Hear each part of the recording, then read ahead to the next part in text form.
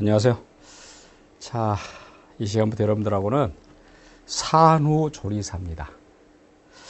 산후조리사 직무교육이라는 부분인데, 물론 산후조리라는 것 자체가 어떤 맥락에서는 거의 한국에서만 존재한다라는 얘기도 합니다. 사실은 출산 후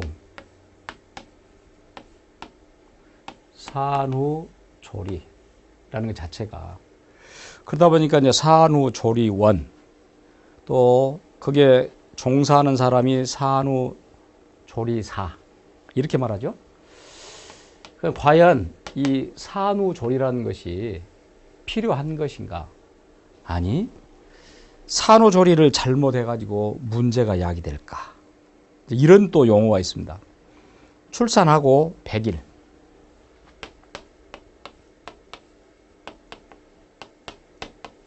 출산 후 100일, 100일이면 석 달 열흘이죠. 이게 이제 산모의 평생 건강을 좌우한다.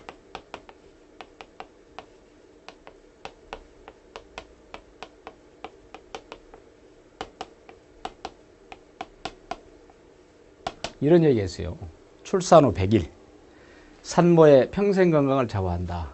그 말은 결국 출산 후 100일간 어떻게 산후조리를 하냐, 그것에 따라서 항차 산모가 죽을 때까지 건강을 어떻게 끌고 갈 것인가 라는 것, 그것이 바로 이제 산후조리의 중요함, 또 산후조리사가 존재한 이유가 되겠죠.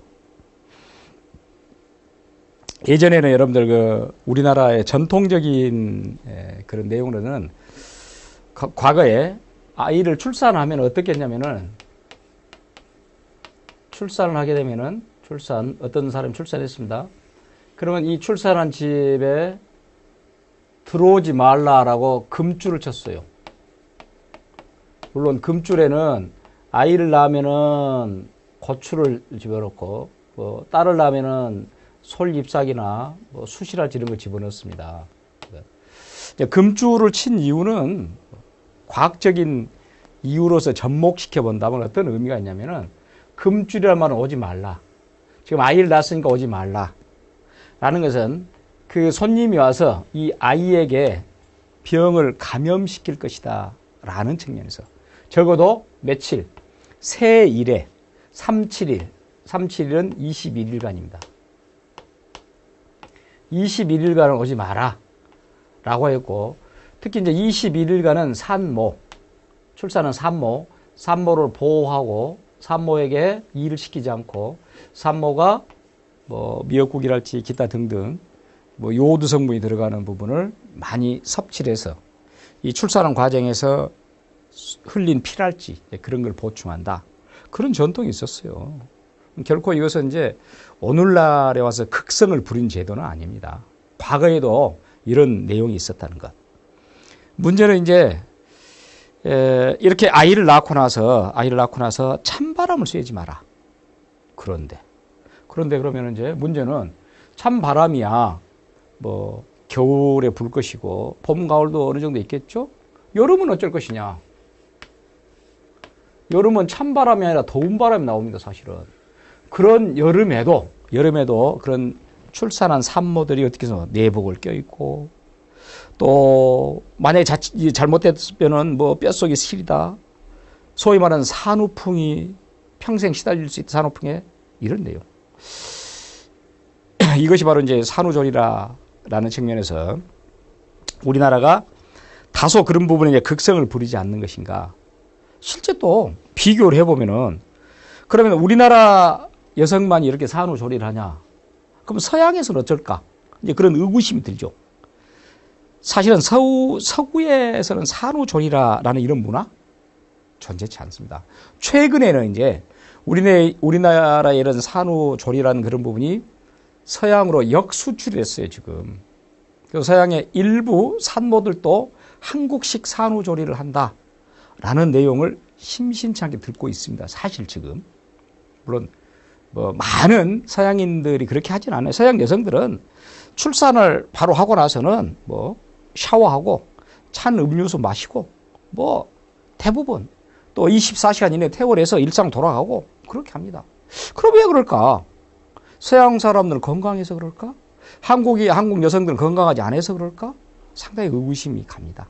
그럼에도 불구하고 앞서 말했지만은 우리나라에서는 출산 후 100일, 산모의 평생경을 좌우한다. 그 말은 결국 산후조리를 제대로 해야 되겠다. 그렇게 말하죠? 뭐 여름에 출산했습니다만은 정말 더워도 에어컨을 켜면 안 될까? 켜면 어쩔까? 또 샤워는 언제 하지? 또 아이를 낳았으니까 보양식은 언제 먹을까? 어떤 걸 먹을까? 또 미역국은? 미역국을 싫어해도 먹어야 될까? 또 집안일을 돌보지 않고 산후조리만 할까? 이런 등등등. 실제로는 산후조리라는 것이 우리나라에서 어떤 의학적으로 증명이 됐냐? 그렇지는 않습니다. 이것은 이제 주변 사람들에 의해서 전해들은 속설, 민간요법 이런 것들, 쉽게 말하는 어머니들의 구전 이런 법이죠. 근데 실제로 그렇게 왔음에도 불구하고 제대로 하지 않으면은 아까 말한 산후풍이랄지 그런 것들이 걸려서 죽을 때까지 고생이 이만저만이 아니다. 라고. 그러다 보니까 실제 우리나라의 이제 이 산후조리 문화가 특히 오늘날 같이 여러분 보세요. 오늘날 같이 이제 생활이 풍족하게 됐고 아이도 많이 낳지 않습니다. 특히 여성의 사회 진출. 이게 여성의 사회 진출이 더욱더 우리나라의 산후 문화를 부추겼다라는 측면이 없지 않아 있습니다. 그래서 뭐 이런 산후조리 업체들이 아주 성업을 하고 그렇죠? 또 그럼으로써 이제 그것이 검증이 되지 않았지만은 또 경험담이 인터넷을 통해서 또는 난무한다든지 그러다 보니까 이 출산 앞둔 산모들은 당연히 산후조리를 해야 되지 않냐라고 또 하죠, 사실은. 그런 것들이 실제 혹시 산후조리를 안 해가지고 문제가 되면 어쩔까라는 것도 실제 나와 있죠. 물론 이제 산후풍이 생긴다는 것은 출산 전후 여성들의 이 몸에서 나타나는 변화, 이것을 세심히 들여다보면 알 수가 있습니다. 임신과 출산이라는 이런 내용들이 여성의 어떤 신체 몸의 구조를 확 바꾸게 만들죠. 그러니까 이제 산후풍이라는 것이 과학적으로 사실은 방금 말한 출산 전후를 견주어 본다면 어느 정도의 일리는 있다라는 것이죠. 물론 이제 아까 말했지만은 이 산후조리가 출산을 하고 나서 100일, 물론 뭐 100일이면 석 달 열흘입니다. 100일이 아닐지라도 일정 부분 산후조리를 하고 다시 복귀하는 사회에 복귀하고 또 뭐 집안일도 하고 이렇게 해서 결국은 우리가 이제 출산 이후에 변하게 되는 여성의 어떤 신체적인 변화 이런 부분이 산후조리가 제대로 된다면 바로 이제 그런 변화에 있어서 제대로 대응할 수 있다라는 것이고 또 실제 이 임신을 해서 또 출산하고 그런 과정에서 엄마가 산후 이후에 겪게 되는 여러 가지 문제점들에 있어서 불행하게 되면 아이도 불행하다는 거죠. 이제 엄마가 행복해야 아이도 건강한 것이고 그렇기 때문에 이것은 비단 이제 어떤 산후조리가 그 산모 엄마에게만 적용된 게 아니라 전체 우리 사회 부분과 관계됐다라는 것이 사실 이제 산후조리라 또 산후조리사가 실제 존재하는 이유 바로 이유는 그런 이유가 되겠죠. 자, 그래서 이제 여러분들이 이제 산후조리라는 부분을 조금 더 구체적으로 들어가서 산후조리를 알기 위해서는 왜 산후조리가 중요하냐? 산후조리가 중요하냐? 방금 이제 그런 얘기를 했지만은 단지 뭐 출산해가지고 몇 주간의 회복 그것뿐만 아니라 산 후에 아이를 낳은 후에 몸과 마음을 어떻게 추스리냐? 그러니까 그건 비단 신체적인 부분뿐만이 아니라 마음적인 멘탈적인 부분도 있습니다. 왜 그러냐면 이제 아이를 낳고 나서는 아이를 또 키우고 집안일하고 사회생활 복귀하고 이런 정말로 여성들이 겪는 이중고, 스트레스 이런 것들이 이제 특히 출산을 기점으로 해서 여성의 몸과 마음이 완전히 바뀌게 됩니다.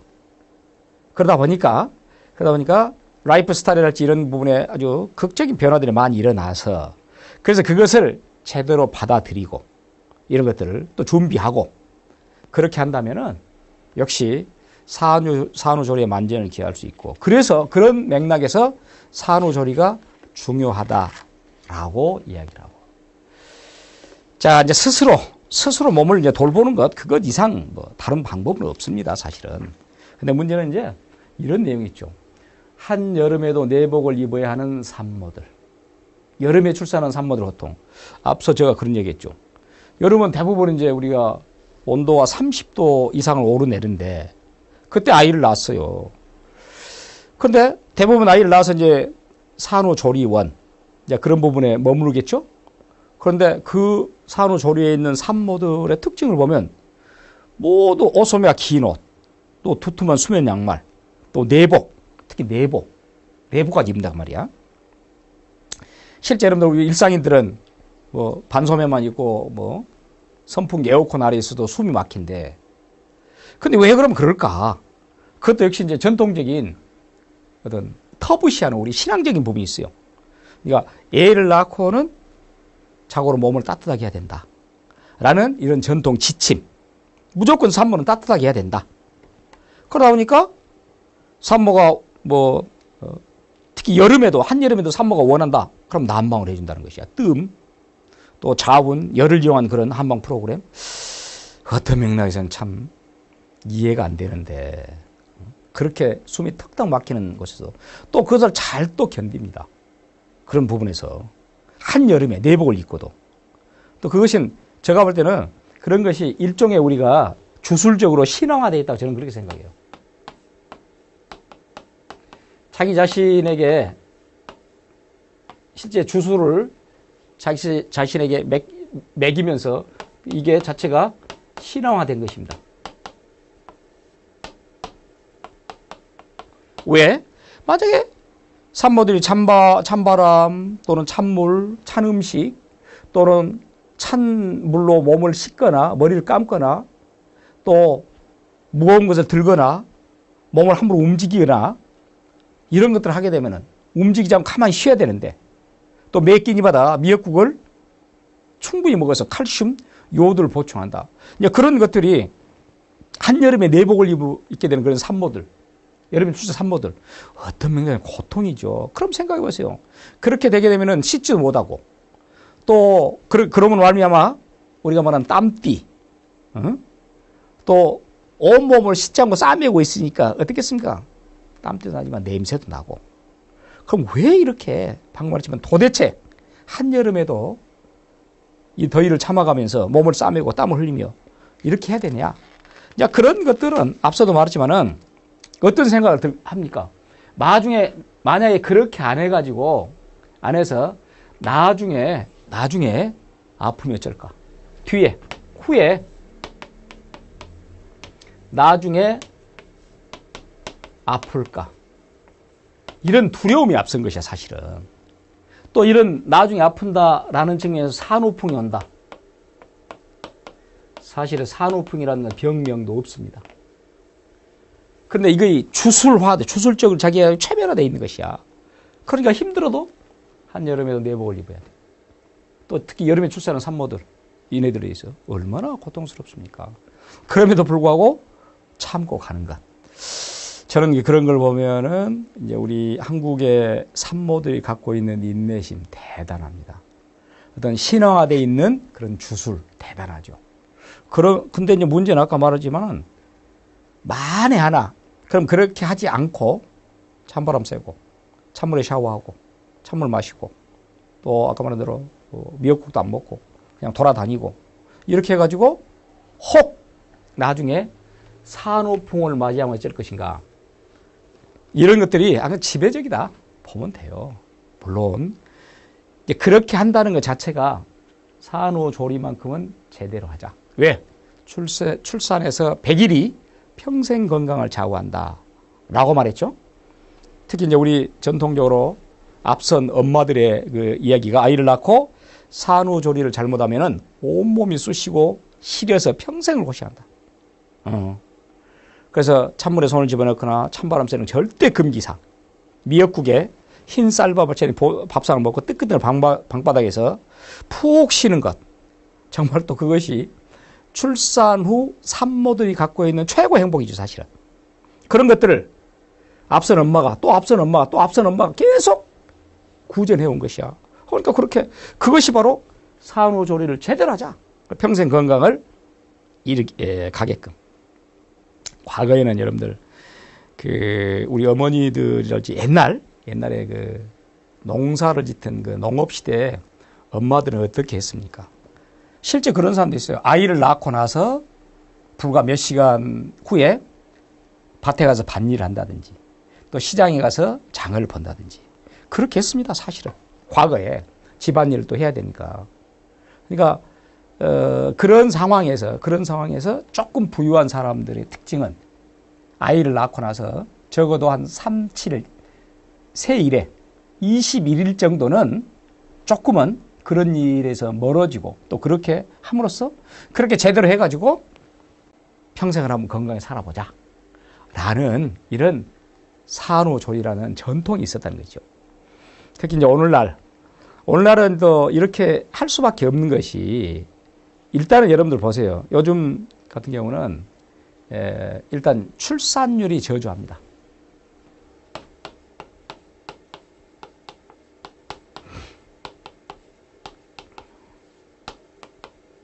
여기서 여러분들 출산율이라는 것은 통계적으로 어떻게 출산율을 말하냐면은 한 여성이 15세에서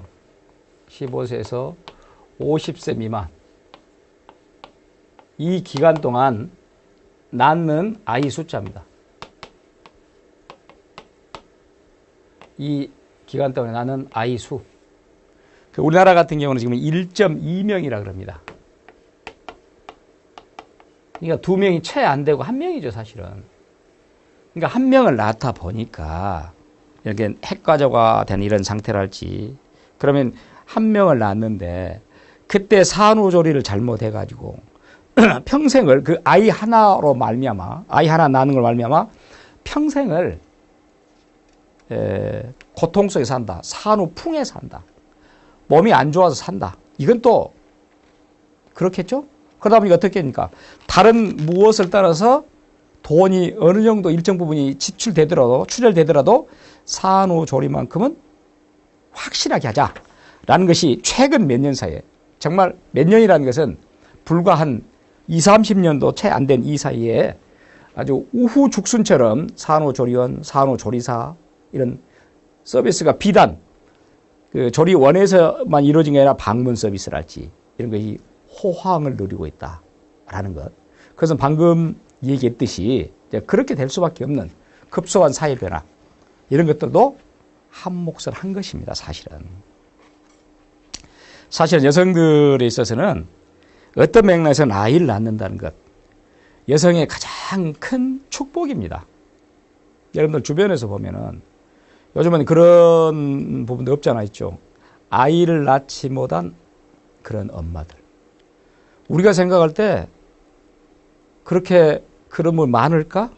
라고 생각하지만 실제 통계적으로 보면은 아이를 낳지 못한 엄마들 그러면은 결혼한 그런 부부들에서 10% 정도는 아이를 낳지 못한 그런 엄마 부부가 있어요. 물론 그것은 원인은 엄마에게도 있지만 아빠에게도 많습니다. 실제 여러분들 과거에는 칠거지약이라 해서 아들을 못 낳으면 쫓겨났죠. 그건 사실은 맞지 않아요. 과학적으로. 아주 쉽게 생각해 보세요. 여러분들.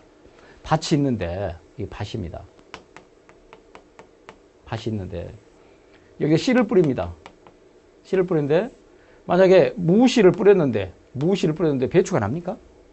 무씨를 뿌리면 무가 난 거예요. 배추 씨를 뿌리면 배추가 난 것이고 어떤 씨가 중요한 것이지 밭이 중요한 건 아니잖아요. 사실은. 물론 이제 이 아이의 DNA 유전 연기는 반반 닮습니다. 이 엄마와 아빠는 반반 닮은 건 이것은 뭐 불문가지인데 문제는 제대로 아들을 낳을 거냐 딸을 낳을 거냐 그런 부분은 그 내용적으로 원인 기책사유 귀책 사이를 보면은 한 밭이 30%, C가 70% 이렇게 된다 그러죠. 그러니까 여성이 30%, 남성이 70%. 또 아예 이제 여러분들 무정자증이라 그래서 씨 없는 수박이 있어요. 사실은. 그러면 아이를 못 낳는 것이야. 이런 불임 부부들이 우리가 생각보다 상당히 많습니다. 이렇게 그러다 보니까 여러분 생각해 보세요. 그러다 보니까 한 명 낳는 것도 축복이야. 사실은. 그리고 여성의 본질은 뭡니까? 출산이잖아요. 어떤 맥락에서는. 그러니까 아이를 낳고 임신해서 출산하고 아이를 키우고 그런 것은 대단히 물론 낳는 습관은 고통스럽습니다만은 다음에 키워가면서 기쁨과 보람과 행복을 느끼죠. 그렇게 됐을 때 비로소 여성에서 엄마가 되는 것입니다. 그때는. 그러니까 그런데 이제 그 엄마가 그 한차 아이를 키우는 그런 과정이랄지 본인의 사회생활이랄지 이런 걸 엮어가기 위해서는 건강해야 된다는 것이죠. 자, 그런 것이 이제 방금 제가 말했듯이 특히 저출산 시대. 그래서 출산과 육아, 과거와 다른 이런 형태가 있고 또 육아와 가사, 사회생활의 어떤 부담 이런 것들이 있기 때문에 더욱더 엄마가 건강해야 된다라는 측면이죠. 그래서 엄마가 건강해야 아이가 행복하다. 엄마가 행복해야 아이가 건강하다. 또 이렇게 말하죠. 그래서 산후조리만큼은 제대로 해서 평생 건강을 좌우할 수 있는 그런 부분이다. 그런데 이제 문제는 전통 산후조리법이 과연 옳은가 그른가. 하지만은 그런 걸 보면은 앞서도 이제 한여름에 뭐 땀띠가 나는 내복을 입어야 하는 것 어떤 부분에서 이해할 수 없죠. 사실은. 또 냉난방 시설이 돼 있음에도 불구하고 씻지도 않고 몸을 싸매고 참 의아스럽습니다. 과연 이런 비합리적이고 미신 같은 이런 부분이 옳은가 그른가. 물론 지금 이제 과학적인 그런 차원에서는 양방이나 한방에서 서로 의견이 갈립니다, 사실은. 대부분 여러분들 이제 전통 산후 이 조리법 같은 경우는 민간요법 또는 풍문 또 구전으로 전해지다 보니까 의학적으로는 맞지 않은 부분도 없지 않아 있습니다. 이제 문제는 아까 제가 말했습니다만은 그 산후조리를 잘못해가지고 전통 산후조리법처럼 이렇게 하지 않고 아까 말한 바로 샤워를 한다든지 찬물 씻는다든지 찬바람 쐰다든지 라고 해서 산모들이 가장 두려운 산후풍 과연 이것은 존재한 것인가? 병명이 없습니다. 현대의학에서 산후풍이라는 병명 자체는 없어요. 그럼에도 불구하고 주변에서는 출산 이후의 어떤 후유증 이런 후유증으로 고생하는 일이 적지 않습니다.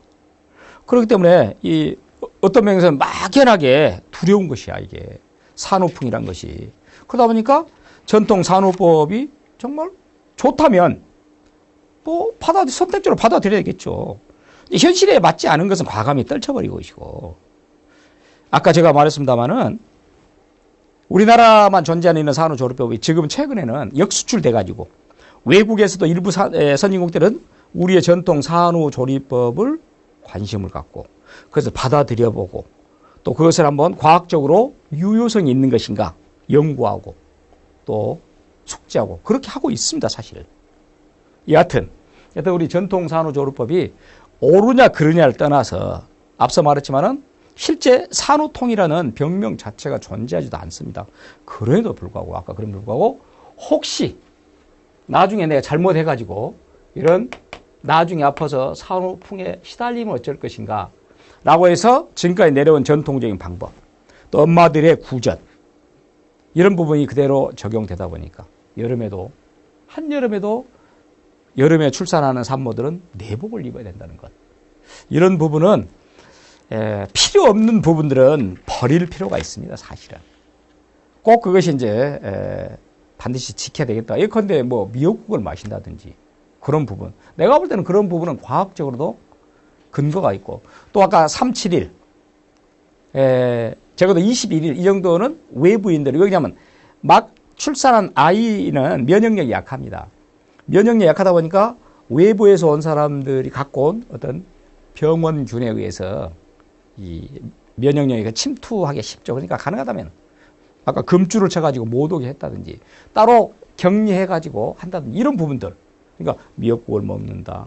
또 따로 격리돼서 그 산모들을 보호한다. 아이와 함께. 이런 것은 전통 산후조리법 속에 있을지라도 선택적으로 받아들일 수 있는 그런 부분이 필요하다라는 것. 자, 그래서 산후조리가 왜 그렇게 중요할 것인가? 그 다음에 출산 여성 중 절반은 아프다. 물론 이것은 이제 조사를 해본 결과입니다. 조사를 해봤더니 출산한 그런 여성들 중에서 통계적으로 보니까 50%, 두 사람 중에서 한 사람은 뭔가 아프더라.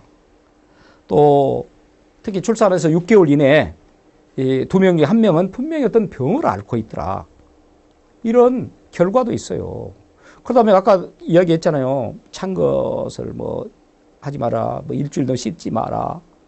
그러다 보니까 특히 이제 여성의 실제 여성의 몸은 임신과 출산을 거치면서 아주 180도 바뀌게 됩니다. 거기에 바로 이 출산 여성 중에서 두 명 중 한 명은 아프다라는 비밀이 있는 것이에요. 그러면 일단 여성들이 출산 전후에 몸이 어떻게 바뀌겠는가? 그 몸의 변화. 여러 가지 이제 일단 임신과 함께 여성의 몸의 변화는 시작됩니다. 특히 이제 여러분들 출산을 예정일을 앞두고 대개 이제 한 10일 정도나 이 기간에서 보면은 이건 그 여성들 실제 경험담에 보면은 정말 신발 신는 것조차도 힘들다. 어떤 부분에서 걸어서 넘어질까 염려스럽다. 그렇죠? 물론 이제 임신하다 보면 어떻게 됐습니까? 체중이 늘어나면 대략 체중이 한 15에서 15kg 이상 늘어납니다. 그러다 보니까 허리에 부담이 가죠. 그리고 이제 앞으로 배를 내밀 수밖에 없죠. 이렇게 자세. 그래서 어떤 현상이 생기겠습니까? 척추 전망증이 생깁니다. 척추가 전만이라는 것은 앞으로 굽은다 그 말이야. 척추 전망증. 척추가 앞쪽으로 과하게 굽혀져 있는 것이다. 자, 이렇게 이제 여성의 몸이 바뀌게 됩니다, 사실은. 그것이 실제로 이제 심한 경우는 허리 디스크가 오게 돼 있습니다. 특히 허리 디스크는 뭐 꼭 임산부가 아닐지라도 하이힐을 많이 신고 있는 사람들은 앞으로 몸이 넘어가잖아요. 그게 이제 척추 전만증이라 그래요. 근데 이제 문제는 임산부들 같은 경우는 이 태아의 무게 때문에 이제 몸이 뒤로 접기해주기도 하고 앞으로 배불리도 이렇게 되는 것이니까. 그렇기 때문에 또 이제 골반 통증도 합병증으로 온 것입니다. 그래서 임산부들은 대개 한 7, 80%는 요통, 허리 아픔이죠. 또 후 골반통, 골반 통증.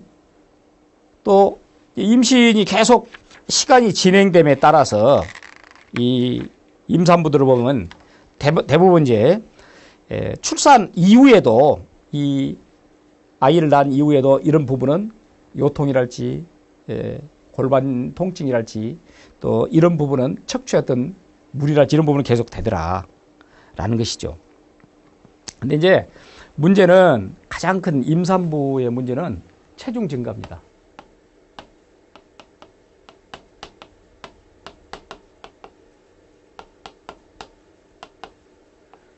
방금 제가 말했듯이 대략적으로 체중 증가라고 하면은 평균적으로 보면은 대부분 10에서 15kg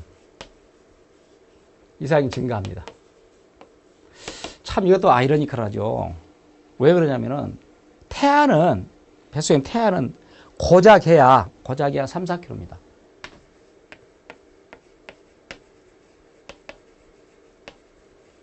근데 이렇게 증가한다는 것은 적어도 3배니 5배 증가된 거 아닙니까? 근데 왜 그러냐면 그것도 이유가 있어요. 그렇게 된 이유는 대부분 이제 임신하게 되면은 나는 혼몸이 아니다. 홀몸이 아니다. 그러면 두 사람이다 그 말이야. 그럼 두 사람이니까 2인분을 먹어야 돼. 소위 말하는 영양의 과잉 섭취가 된 것입니다. 그게 습관화된 것이야. 실제 여러분들 뱃속에 있는 3개월째 태아를 보면은 3개월째 엄지손가락 정도밖에 안 돼요. 5개월 된다 해도 우리 손바닥, 휴대폰 크기도 안 됩니다, 사실은.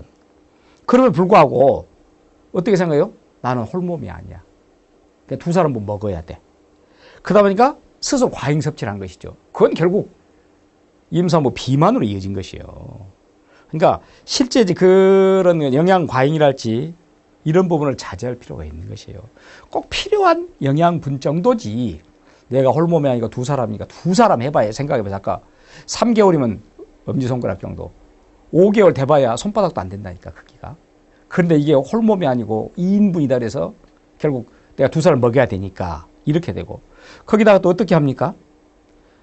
운동도 하지 않잖아요.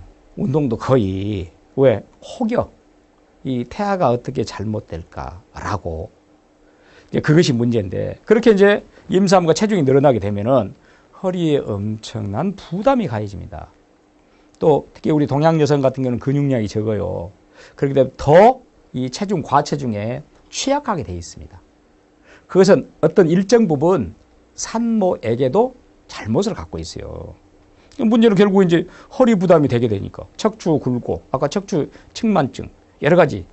그래서 뭐 골반 통증이랄지 이런 부분. 그래서 이제 일단은 지나치게 과체중화 됐을 때 문제점. 그래서 이제 그런 부분이 어떤 맥락에서는 산모에게 주의를 요한 것이고, 그것이 결국은 임신을 하게 되면은 모든 여성들이 다 갖고 있는 요통, 허리 통증입니다. 여러분 생각해 보세요. 임신해서 평상시 몸에 10 내 15kg가 무거워진다. 이건 엄청난 체중 증가입니다. 거기다가 이제 다음 거 있잖아요. 또 그것도 많이 영양 섭취를 해가지고 또 살이 불어나잖아요. 그러면 정상적인 허리가 받쳐줘야 될 그런 지지의 무게를 넘겨버렸잖아요. 그러니 필연적으로 임신의 요통이 나올 수밖에 없죠.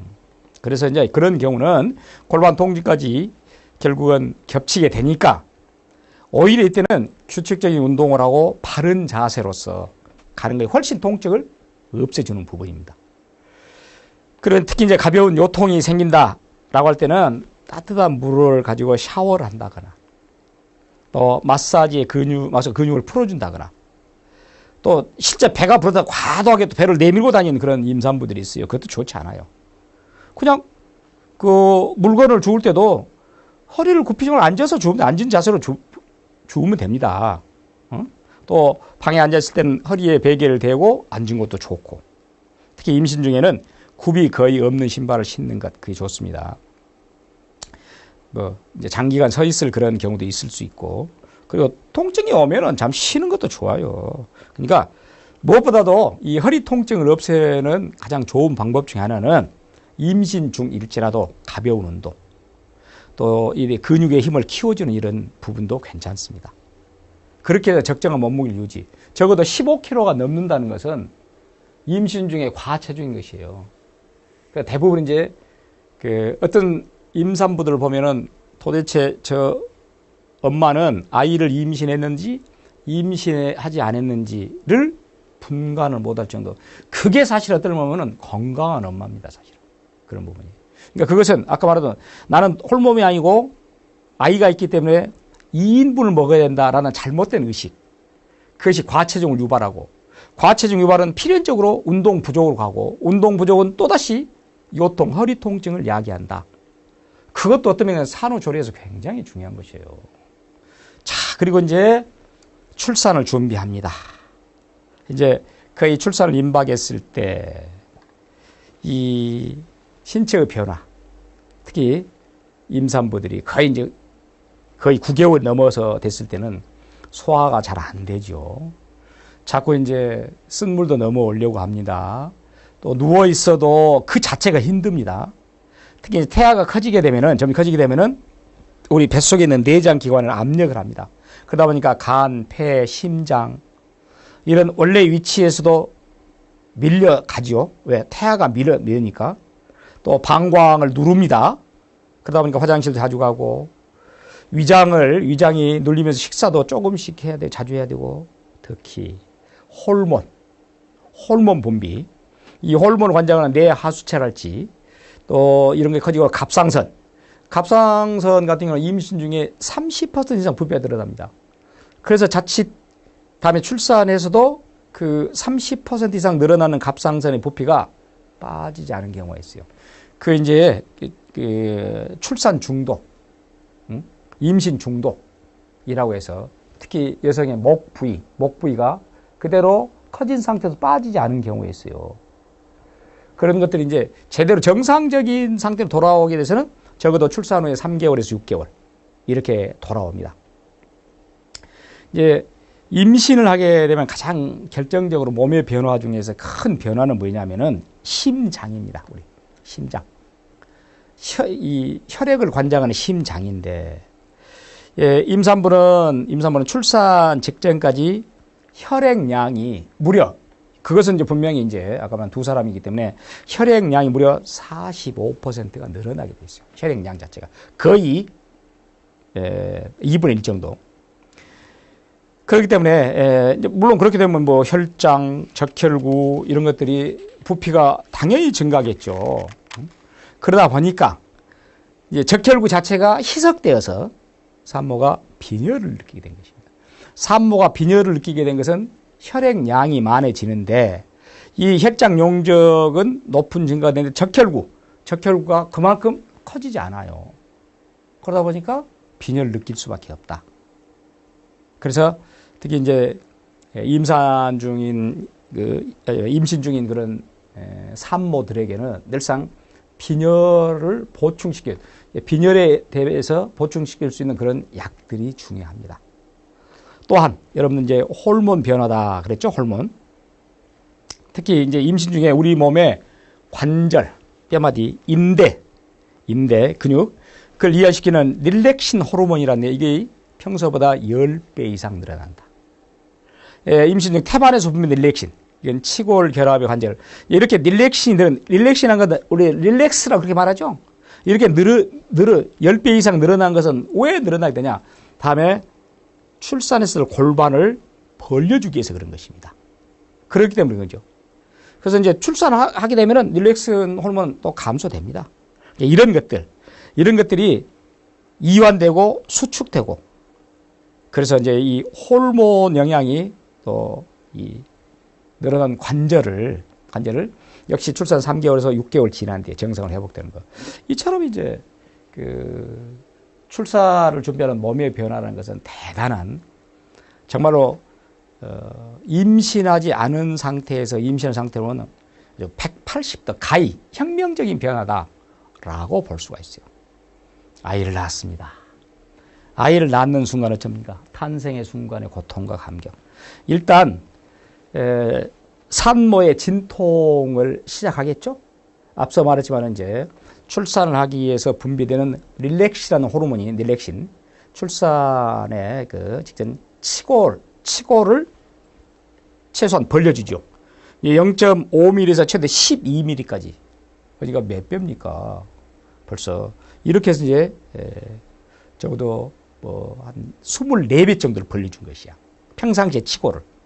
그래서 결국 이제 자궁을 통해서 아이가 나온 거 아닙니까?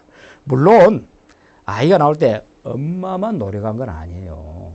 그것은 뱃속에 있는 아이도 나오기 위해서 자기 나름대로 노력을 하는 것입니다.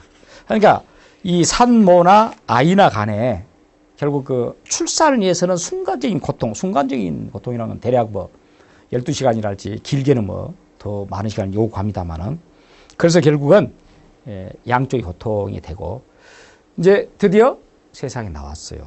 그럼 뭡니까? 탄생. 감격이죠. 그래서 제가 말했잖아요. 탄생의 순간의 고통과 감격. 이 나오는 그 과정에서는 어떤 면에서는 이제 고통이 있겠지만은 세상에 나오게 되면은 축복입니다. 탄생이죠. 그래서 이제 크게 울게 되고, 우렁차게 울음을 터뜨리고, 역시 이제 엄마도 고생했고, 아이도 고생했고, 이렇게 되죠. 그러고 나서는 이제 어떻게 되겠습니까? 다시 산모의 몸이 회복해야 되겠죠. 그러면 골격인대가 제대로 물론 시간이 좀 걸리겠지만 앞서 말한 이제 릴렉신 호르몬은 급격히 감소되게 됩니다. 그래서 원상태로 되고, 제가 아까 말했지만은 이런 것들이 임신과 출산 과정에서 이처럼 혁명적인 몸의 변화, 고통, 그리고 아까 말한 축복, 감격. 그러나 결과적으로 이제 아이를 낳는 산모는 그 이후 신체 어느 부분은 일정 부분 또 통증이 올 수 있다. 그것은 아까 말한 대로 출산의 축복, 감격에 의한 또 다른 그에게 주어진 어떤 운명이겠죠. 그런 것들은 여성에게. 그런 얘기고. 출산으로 인해서 여러분들 가장 많이 나타나는 병이 어떤 것이냐. 앞서 제가 이야기했잖아요. 일단 홀몸이 아니라 두 사람 몫이다 라고 하더니 많이 먹어. 그래서 대부분 이제 조사를 해보면은 한 200여 명을 대상으로 조사해 봤더니 대부분 가장 많은 게 비만이에요. 한 23, 4명. 비만이. 그 다음에 아까 요통, 관절도 요통, 허리통. 그 또한 그 정도 되고. 또 요실금, 변실금. 이제 오줌을 재린다, 똥을 재린다 그러죠, 우리가. 그런 것도 왜 그러냐. 앞서 말한 릴렉신 호르몬이라는 것 때문에 이렇게 이완됐기 때문에 그런 부분이 쉽게 수축될 수 있는 시간적인 그런 부분을 겪고, 의외로 또 우울증도 꽤 많습니다. 우울증. 치질 같은 경우는 이제 여러분들 항문하고 이 자궁이 질 입구는 거의 간격이 같기 때문에 거기서 약이 되는 이제 출산할 때 문제들. 앞서 말한 또 빈혈이죠. 빈혈이 이제 혈액 양이 늘어나다 보니까 적혈구가 부족해서 생기는 그런 빈혈 등. 그 밖에도 뭐 치아, 이빨이죠. 변비, 또 갑상선, 또 회음부 통증, 질 이완, 자궁 탈출, 또 질염, 신우염 이런 부분들이 상당히 많다는 것. 어떤 맥락에서 보면은 이제 출산으로 인해서 이런 질병들이 나타난다. 그것이 또 한편 생각하면은 엄마로서 여성으로서의 가장 기쁨이 될 수도 있다라고 볼 수 있죠. 자, 산후풍이라고 했는데 과연 산후풍은 실제 아까 병명이 없다 그랬어요. 병명이 없다 보니까 이 자체가 꾀병이지 않을까, 과장된 부분이 없지 않을까라는 부분. 실제 이제 그 산후풍이라는 것 자체가 앞서 말했지만은 병명애가 전혀 존재하지 않아요. 그럼에도 불구하고 대부분 이제 그 자기 부인들의 산후풍에 대해서 과연 남성들은 얼마나 이해할까? 근데 실제 엄마들 뭐 50대, 60대랄지 이런 부분에서는 이거 유난스럽게 유난 떨고 있다라고 하는 그 엄마들도 그럴 뿐더러 거기에 배우자 남자도 그러더라. 그런데 오히려 20, 30대랄지 이런 부분에서는 어느 정도 인정을 하는 그런 경향이 있어요. 그러니까 이제 이게 이제 요즘 말처럼 아이도 적게 낳고 또 핵가족하고 되다 보니까 여성이 이제 발언권도 세지고 사회에 진출도 하고 이런 맥락에서 어떤 맥락에서는 오히려 젊은 사람들이 오히려 산후풍에 대해서 더 이해를 하더라. 라는 것이에요. 특히 이제 냉난방기로 인한 면역력 문제라고 했는데 출산하다 보면은 면역력은 분명히 떨어지게 됩니다. 그러다 보니까 이런 냉방기, 난방기 이런 부분에서 과거에 비해서 여러분들 특히 이제 오늘날에 와서 환경적인 부분이 많겠죠. 과거에는 그렇게 뭐 춥고 덥고 이런 걸 잘 이겨냈잖아요. 냉난방기가 없기 때문에. 근데 오늘날에는 그런 것으로서 우리가 습관화됐잖아요. 체질화됐잖아요. 그러다 보니까 면역력이 떨어진 것이에요. 그래서 산후풍도 역시 그런 현대병일 수 있는 것이다. 라고 말하고. 실제 뭐 출산한 그런 산모들에서는 그런 얘기, 몸에서 찬바람이 난다. 지하철 같은 데서도 그 한 여름철에 더워서 이제 에어컨이 돌아가는데 어떤 사람들은 출산한 사람들은 어떻게 합니까? 몸을 감싸고 아주 고개를 숙이고 이제 그런 것들이 앞서 제가 말했지만은 아직 어떤 면역력하고도 굉장히 관계가 있을 것이다. 라는 측면입니다. 사실은. 그리고 앞서 말했지만 산후풍은 한국 여성만의 고통이냐? 아니다는 것. 실제 서양에서는 이제 그런 부분에서 또 별로 산후풍에 대해서 병명도 없고 연구를 안 했기 때문에 서양에 어떤 기록은 없습니다. 그럼에도 불구하고 서양 같은 경우에도 산모들이 이제 아까 말한 대로 어떤 산후조리에서 문제가 있었다든지 또는 과도하게 그런 걸 무시하고 했다든지 그러다 보니까 뭐 찬기운에서 민감할 수 있는 그런 부분, 우리나라의 산후풍과 유사한 그런 부분도 없지 않아 있더라. 그래서 이제 산후풍에 대해서 한번 Q&A 내봤어요. 질문하고. 산후풍을 진단 치료하기가 쉽지 않다. 예문은 유명한 의사도 못 고친다는 말이 있는데 정말 치료가 어렵습니까? 그렇지는 않습니다. 그렇지는 않고 이 산후풍이라는 것은 아까 말했지만은 출산 과정에서 어떤 과다출혈 또 감염 이런 부분에 대해 대처가 충분히 안 했을 때 후유증이 따른 것이지 그렇지 않은 경우는 그렇게 큰 문제가 없어요. 자, 산후 증상, 어떤 산후에 증상이 있다. 산후풍이. 그러면 병원을 찾아갈까? 또 한방 진단하는 것을 찾아갈까? 이것도 산후 대략 한 3주 정도 되면은 모든 부분에 신체적 여성이 회복이 됩니다. 그렇게 되게 되면은 이제 뭐 아까 말한 산후풍이랄지 하복통이랄지 또 뭐 유방의 뭉침이랄지 발한이랄지 이런 건 자연스럽게 나타나는 것이에요. 그것을 병이다 간주하지 말고 물론 그런 것들이 지속적으로 뭐 2달, 3달 이렇게 간다. 그럴 때는 병원을 찾아본 것도 괜찮습니다. 또 산후풍을 치료할 때 환자나 가족들의 어떤 점 물론 가만히 아까 말했지만은 뭐 산후에 그 산모들에게 해줘야 될 그런 부분들을 편안하게 해준 것이죠.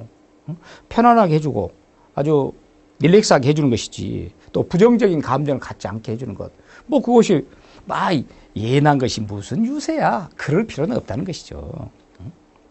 그래서 이제 이런 자칫 잘못하면 산후풍 자체가 어떤 우울증으로 수발할 수 있고 그런 것들이 화합병으로 갈 수 있고 그렇기 때문에 특히 멘탈적인 그런 부분 멘탈적인 부분이랄지 또 어떤 감염시킬 수 있는 그런 환경들 그런 것들을 없애준다면은 그렇게 큰 문제는 없습니다.